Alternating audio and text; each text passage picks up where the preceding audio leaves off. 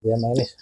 Ila hadratin nabiyil mustafa Muhammadin sallallahu alaihi wasallam wa alihi wa aswajihi wa dzurriyyatihi wa qarabati wa ali baiti ajmain wa ila musannifil kitab wa muqaddibil kitab wa masyayikhihim wa ustadihim wa usulihim wa furu'ihim wa jami'i masyayikhina wa ustadina wa usulihim wa furu'ihim wa jami'i talamidana wa limanfaati wa barakati hadhil kitab wa hadhil ulum fid dunya wal akhirah. Al-Fatihah.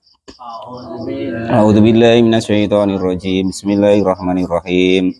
Alhamdulillahi rabbil alamin arrahmanir rahim maliki yaumiddin. Iyyaka na'budu wa iyyaka nasta'in ihdinas siratal mustaqim siratal ladzina an'amta 'alaihim ghairil maghdubi 'alaihim waladdallin. Bismillahirrahmanirrahim. Qala al-mu'allif rahimahullah wa nafa'ani bi ulumihi fid dharain amin ya rabbal alamin. Kemarin yang terakhir termasuk maksiatnya mulut, yaitu kita tidak mau menjawab salam yang salam itu hukumnya wajib dijawab. Salam yang wajib dijawab kemarin sudah diterangkan, yaitu satu-satu, seorang sama seorang, dan tidak didahului oleh kata apapun, ya itu salah satunya kemarin. Dan juga kemarin itu menjawab salam yang tertulis. Nah, itu. Makanya usahakan kalau Mas Adat atau siapapun itu, sekarang kan model HP ya kan, cuman ASS. Kalau bisa jangan begitu, nah, supaya dapat faedahnya, supaya mendapat wajib untuk dijawab itu jangan ASS gitu, ya ditulis Assalamualaikum, kan ada cetakannya itu. Ya, assalam gitu kan sudah. Assalamualaikum belakangnya sudah tinggal masjid baik. Nah, itu nanti itu termasuk salah satu nanti yang hukumnya wajib dijawab waalaikumsalam walaupun dalam tulisan. Nah, itu ya. Maka di sini ada cabang hukum. Qala sudah berkata siapa al-mutawali, Imam al-Mutawali. Lau kataba jika kau menulis siapa sasun seseorang ila akhirin hingga akhirnya kitaban kepada suatu tulisan. Fa ini stada'a, maka jika kok menarik apa tulisan tadi, menarik minhu dari tulisannya apa al jawaban ala dorihi atas keterangannya, lam yumalikahu yang tidak memiliki siapa orang tersebut hu kepada jawabannya, wa alaihi dan kepada orang tersebut roduhu adapun menjawab permintaannya tersebut. Jadi andaikan seseorang kok minta jawaban dari tulisannya, ya kan? Itu pun termasuk sesuatu yang wajib kita menjawabnya, walaupun bukan salam. Contoh kalau dulu kan bertanya, contoh Pak Janis kan ngaji terus tuh, ya kan? Ada orang di kebun sana tidak pernah ikut ngaji. Nah, dia tanya sesuatu lewat tulisan, lewat kalau dulu apa ya? Pakai kalau dulu enggak begitu Mas Adat, pakai apa ya? Kulit kayu umpama ya kan, atau daun apa entah itu ditulis Assalamualaikum wahai Pak Janis bagaimana sih hukumnya umpama kan, andaikan saya kok begini. Nah itu maka yang seperti itu Pak Janis wajib menjawabnya. Nah gitu. Wa illa maka jika kok andaikan tidak bisa menjawabnya, fahuwa maka adapun bagi orang tersebut lahu bagi orang yang menjawabnya hadiatun adapun sebagai hadiah yumalikuha yang memiliki siapa manha kepada hadiah tersebut al maktuba yang tertulis ilahi kepada ma. Jadi seseorang andaikan dikirimin surat, yang surat itu perlu jawaban, maka hukumnya kita wajib menjawabnya andaikan kita tahu jawabannya. Andaikan kok tidak tahu, ya baru boleh tidak menjawabnya. Nah, tulisan tersebut sebagai hadiah untuk yang dikirimin tadi gitu, karena tidak tahu nak menjawabnya ya kan? Saya jawab apa, saya sendiri tidak tahu ya kan, ya kemarin nak jawab ngarang-ngarang tambah dosa ya kan itu. Nah, PR katanya kan itu. Nah, PR, maka tulisan itu menjadi hadiah untuk yang dikirimin tadi dari pengirimnya tadi yang kita tidak tahu menjawabnya tadi. Sama dengan kita itu kalau SMS ya kan, Assalamualaikum ditulis yang jelas, jangan ASS gitu tok. Nanti yang jawabnya WWB apa itu, nah, nanti tidak dapat barokahnya kan itu. Qala al-mu'allif rahimahullah. Lah, andai kan ada tulisan assalamualaikum begitu, kita boleh nanti termasuk wajib menjawabnya gitu. Wa sohaha, dan mensohehkan siapa An-Nawawi, Imam An-Nawawi hada, kepada inilah hukum. Wa qala, dan sudah berkata siapa Ghairul Mutawali, selain Imam Mutawali, annahu, sesungguhnya tulisan yang dikirimkan tadi itu ya beko tetap ala milkil katibi, atas pemilik yang penulisnya, walil maktubi, dan orang yang menulisnya, walil maktubi, dan atas sesuatu yang ditulisnya, ilaihi, kepada al maktub, apa il intifa'u, kemanfaatannya, bihi, dengan tulisannya tadi. Abaha, memberi membolehkan hu, kepada hukum tersebut, abaha, diperbolehkan apa mahu, kepada orang tersebut. Hukia, menghikayatkan dari kepada keterangan tersebut siapa Al-Husni, Imam Al-Husni.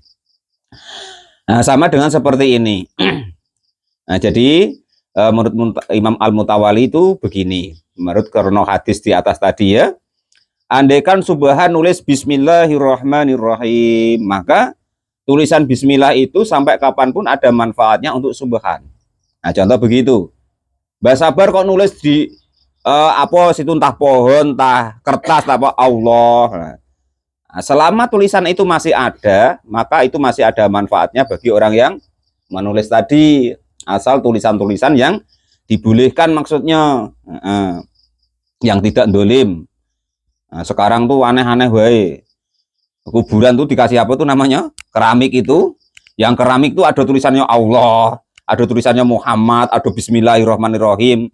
Kaki ada orang ziarah didudukin pula. Nah, itu termasuk yang tidak dibolehkan tulisan yang begitu. Malah termasuk kalau bisa tuh enggak usah ya. Kadang itu sebenarnya kan keramik masjid.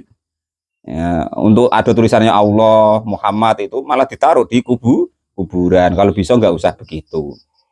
Kita masang seperti itu, sedikit pun tidak ada manfaatnya untuk yang mati. Ya. Paling itu ada manfaatnya tuh untuk yang hidup, dapat wah gitu, Dok. Wah, Pak. Wah, tahu wah enggak? Wah tuh begini nah. Apa ya bahasa kita? Wah, itu piye lah bahasa Indonesia nih, Mbak? Bangga. Nah, dapat dikata begini, wah itu yang mengeramik kuburan bapaknya. Lah kan begitu. Cuman untuk orang yang di kuburan tidak ada manfaatnya. Yang sudah terjadi, Pak. Yang sudah terjadi ya sudahlah. Cuman ini kan kita sudah ngaji, Kang Pur, sudah belajar. Jadi kita nggak usah seperti itu. Sedikit pun tidak ada manfaatnya untuk si yang meninggal. Belum nanti hukum tanahnya. Hukum tanahnya Mbak Sabar. Tanah itu tanah wakaf apa tanah pribadi? Tentu kan tanah wakaf. Otomatis kalau kita kasih itu, Lek Gun, seolah-olah kita menghai itu. Nanti orang nak makainya lagi tidak bisa. Nah, seolah-olah kita menghai yang bukan hak kita. Ya akhirnya apa? Jadi dosa jariah selama itu masih ada di kita. Selama barang itu masih ada, selama itu tidak dimanfaatkan lagi oleh orang lain. Padahal semakin cepat dimanfaatkan tanah itu, semakin dapat pahala orang-orang yang ibaratnya urun, istilahnya mewakafkan tanah tersebut. Lah kalau kita kuasai, ya kan, dapat cuman dimbah kita wae, sudah kita pasang kijing Mbak Sabar, ya sampai besok ya cuman mbah kita wae, tidak dapat manfaatnya kepada orang lain. Nah, itu penjelasan daripada semua itu ya. Nah, yang dapat wahnya cuman kita yang hidup, yang mati tidak dapat manfaatnya. Bahkan yang wakaf tidak dapat manfaatnya lagi, cuman satu itu. Ya satu itu kalau orang yang soleh, Mbah. Kalau orang yang tidak soleh, malah kayak apa ngerupek-ngerupeki kan, sudah nggak soleh malah dibuatin seperti itu pula gitu. Lah kecuali memang beliau-beliau yang kita ambil manfaat dan barokah ilmunya, entah mungkin Pak Imam atau Pak Ustadz, ya kan? Nah itu silahkan dibuatan seperti itu. Yang kita harapkan sebagai wasilah doa kita kepada Allah Subhanahu wa Ta'ala, itu boleh ya. Nah, itu keterangannya seperti itu tentang tulisan-tulisan tadi. Jadi kita nulis apapun, ya kan? Entah di buku, entah di apa. Nah, itu. Makanya sebenarnya kalau bisa tuh entah baik, entah buruk, entah nulis, entah tidak, itu bawa buku, bawa pena. Kan nanti sampai sini apa yang ditulis nah Allah tok gitu atau bismillah tok gitu. Nah, itu termasuk nanti besok ada manfaatnya untuk dirinya selagi tulisan itu masih ada. Itu begitu. Tulisan ya, asal tulisan yang baik loh. Kakek tulisan yang aneh-aneh pula. Wes ngaji Mas pikir yang ditulis aku cinta padamu lah umpama ya kan. Ya nanti tidak dapat barokahnya seperti yang dimaksud oleh Imam Al-Mutawali di sini gitu. Itu masalah tulisan atau assalamualaikum tadi ya. Assalamualaikum kita menulisnya. Siapapun besok yang menemukan tulisan itu, nah itu tetap dia wajib menjawabnya dan tetap menjadi doa untuk kita selamanya ketika masih ada tulisan tersebut. Itu tentang maksiatnya mulut, tentang yang berhubungan dengan salam dan tulisan kemarin ya. Yang seterusnya maksiatnya mulut lagi yaitu wal kublatu. Kublatu tulisannya Pak. Wal kublatu yaitu mencium. Mencium piye sih Pak? Bidomil kofi dengan dibaca domah kofnya. Kublatu. Alas samatu yaitu saling apa namanya? Mencium atau menempelkan bilfami dengan mulut. Al mukharrokatu yang membangkitkan aili sahwati kepada sahwat, li muharrami kepada orang yang haram hukumnya. Li muharrami ya, li muharrami bagi orang yang sedang berikhram. Binuskin dengan ibadah minal haji dari haji ayu umratin atau umroh. Wal muharokatu dan juga yang membangkitkan lisahwati kepada sahwat liso imin bagi orang yang berpuasa fardun yaitu fardu adanya puasa tersebut. Liana dalika karena demikian itu kot yukti terkadang mendatangkan lil afsadi dalam merusak ibadah haji umroh atau puasa tersebut. Jadi yang pertama mencium ketika dalam keadaan masih melaksanakan ibadah haji atau umroh, atau ketika puasa yang fardu atau wajib, puasa Ramadan nyakil istrinya ya, dicium tangannya dulu terus ke atas yang sekiranya membangkitkan kerusakan yang bikin nanti itu timbul apa bayar puasa 2 bulan berturut-turut ya kan Mas Fikri ya. Nah itu termasuk nanti maksiatnya mulut. Tapi kan istri saya sendiri Pak, walaupun istrinya sendiri. Kalau bukan istrinya sendiri ya malah termasuk dosa besar nanti. Nah ini tulisannya. Auliman atau siapapun itu latakhillu yang hukumnya tidak halal lahu bagi orang tersebut. Apaku belatuhu mencium orang tersebut. Kagoiru halili latin seperti orang lain yang tidak halal baginya. Bukan istrinya maksudnya. Wa ghairu waladin dan bukan anak-anak sogirin yang kecil, bukan anak laki-laki sogirin yang kecil.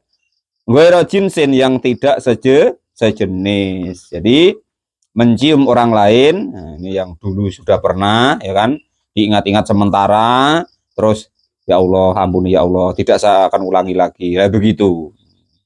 Qolal mu'alif rahimahullah. Ya namanya masa lalu. Bila mbah sabar meneng-meneng rumah samu ya ora tahu, taroso ya tahu juga. Muga-muga ya ora ya Mbah ya. Yang penting sudah tua ini tobat gitu. Mudah-mudahan tidak terjadi lagi ya kan itu. Qolal mu'alif masa tadi lah ya masalah. Qolal mu'alif rahimahullah. Wa nafa'ani bi ulumi fitarin amin ya rabbal alamin. Jadi seperti itu tadi, baik dalam sedang haji atau sedang umroh atau sedang melaksanakan sholat fardu yang kiranya nanti membuat puasanya atau haji umrohnya itu rusak, itu termasuk maksiatnya mulut walaupun kepada istrinya atau orang lain yang bukan siapa-siapanya. Maksudnya yang tidak halal baginya, bukan istrinya ya kan. Nah, bukan anak kecil yang sekiranya itu sama-sama laki-laki. Far'un ada suatu cabang hukum. Qala sudah berkata siapa Al-Bajuri, Imam Al-Bajuri dalam kitab Al-Bajuri, syarahnya kitab Fathul Qorib. Wa yukrahu dan hukumnya makruh apa at-takbilu mencium firroksi di bagian kepala. Ila tiliko dimin kecuali bagi orang yang baru datang min safarin dari bepergian.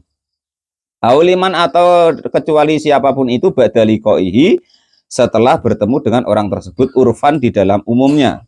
Fa innahu maka sesungguhnya kalau orang yang baru datang atau baru ketemu itu sunnatun hukumnya sunnah.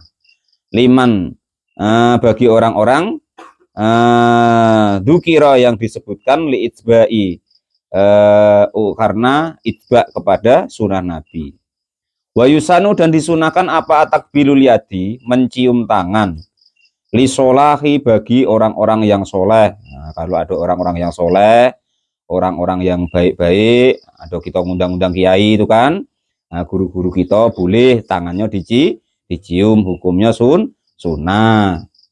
Wanahu dan sepadannya itu minal umuri dari perkara-perkara adiniyati yang golongan agama itu ya. Ka ilmin seperti orang-orang yang berilmu, wasudin dan orang-orang yang zuhud. Wa yukrahu dan dimekruhkan apa dalika demikian mencium tangan ligoniin untuk orang kaya. Oh ini kalau gurunya atau orang kiai atau ustadz yang datang dibiarin wae dicuekin, orang kaya yang datang dimangga-mangga no ya kan, dicium-cium tangannya oleh itu enggak boleh ya kan itu. Qolal mu'alif rahimahullah wa nafa'ani bil fitarin amin. Tidak disunahkan bahkan makruh bahkan kalau kita ngaji kemarin tuh menghilangkan apa Pak ya? Sepertiga agama ya, Pak Janis ya. 2/3. Wanahu dan sepadannya itu, maksudnya tuh umpama contoh lagi orang berpangkat ya kan. Minal umurid dunwiyati dari umur perkara dunia. Kasaukati apa maknanya situ Pak? Wajahatin dan juga pangkat. Saukatin kekuasaan ya. Berpangkat kekuasaan ya, saukah itu kekuasaan, wajahatin dan juga berpangkat. Jadi nggak usah wis salaman biasa wae. Lah nek umpama kok ndak ada manfaatnya di kita ya kan. Wah nak bupati dicium-cium umpama ya kan. Anak cewek. Aduh, ndak boleh Pak Mukhlis ya dosa, sudah ngaji. Sama baik. Kecil kok begitu nanti besar kayak apa? Lah kadang ya begitu kok orang tua. Qolal mu'alif rahimahullah. Jadi dalam hal ini itu kita itu disunah.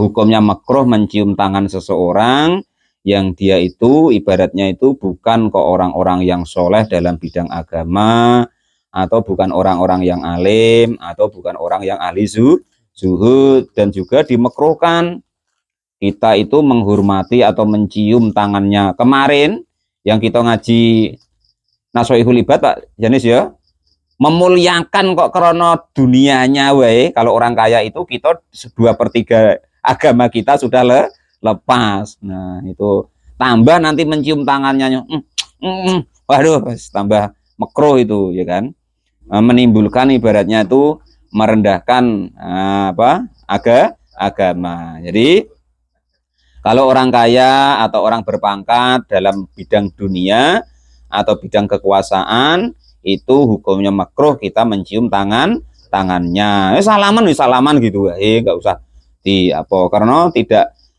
bisa kita ambil barokahnya, kecuali mungkin guru-guru kita atau orang-orang yang soleh silahkan. Qolal mu'alif rahimahullah.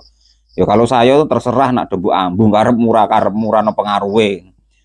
Ngomong musim corona, corona pula. Qolal mu'alif rahimahullah. Kalau saya tuh sudah bebas hambatan. Nak dombok hormati, nak ora, nak kalian cium, nak tidak, sudah tidak ada pengaruh. Qolal mu'alif rahimahullah. Wong itu kan untuk kita sendiri, bukan untuk orang yang kita hormati. Qolal mu'alif rahimahullah. Ya terserah dia kan. Ya, yang penting kan kita sudah melaksanakan apa ilmu yang kita tahu kan gitu. Ya mungkin beliau itu menganggap belum bisa dianggap barokah, ada barokahnya. Oh, Pak Janis nariknya. Ada usah ya.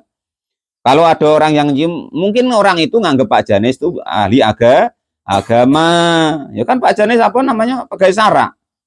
Nah, orang dituakan pula ya kan itu. Qolal mu'alif rahimahullah. Wa nafa'ani bil ilmi fitarin amin ya rabbal alamin. Ya itu. Nggak boleh kalau orang nak ngambil. Pak Janis orang kaya bukan?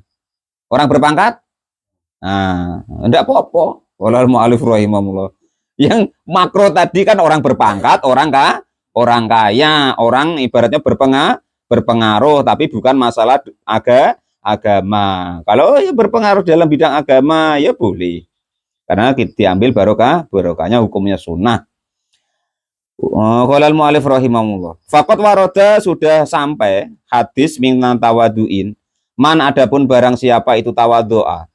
Merendahkan dirinya ligoniin untuk orang kaya.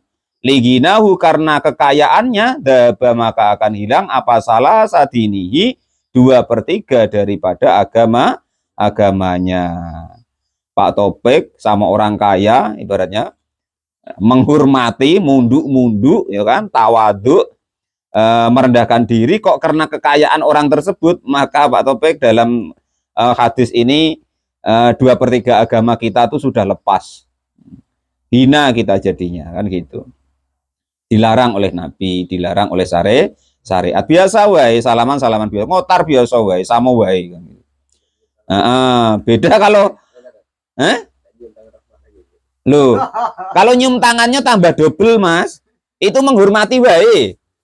Kita menghormati wae, nah itu sudah 2/3 agama kita sudah hilang gitu loh. Lah tambah kalau kita nyium tangannya, ya sudah dapat kemekruhan. Kata Pak Lupi ketularan apa Pak nanti? Stroke apa? Anda tahu lah.